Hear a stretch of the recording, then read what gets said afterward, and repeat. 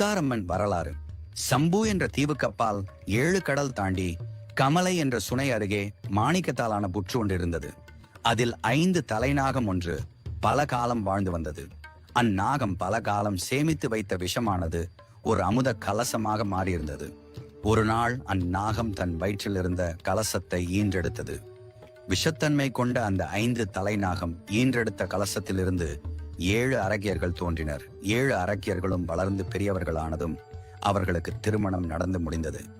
அரக்கியர் 7வருக்கும் நீலன், குமுதன், ஆதித்தன் என்ற 3 மக்கள் பிறந்தனர். அரக்கியர் பூமியில் தோன்றிய காரணம் முடிந்ததும் தம் மக்கள் 3வரையும் ஒரு வனத்தில் விட்டு மறைந்தனர். அந்த வனத்தில் 3 குழந்தைகளும் அனாதைகளாக திரிந்து கொண்டிருந்தனர். அவ்வனத்தில் சக்தி முனி என்பவன் யாகம் செய்து கொண்டிருந்தான்.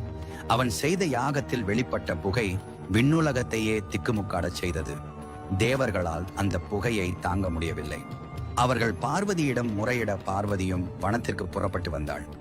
அந்த யாகத்தையும் அதில் வெளிப்படும் புகையையும் அடக்கப் பெறும் முயற்சி எடுத்துக்கொண்டாள் பார்வதி. அப்போது பார்வதியின் நெற்றியில் வியர்வை அரும்பியது. அதை வழித்து கீழே விட்டாள் பார்வதி. அந்த வியர்வை முத்து பூமியில் விழுந்தது. அதிலிருந்து முத்தாரம்மன் தோன்றினாள்.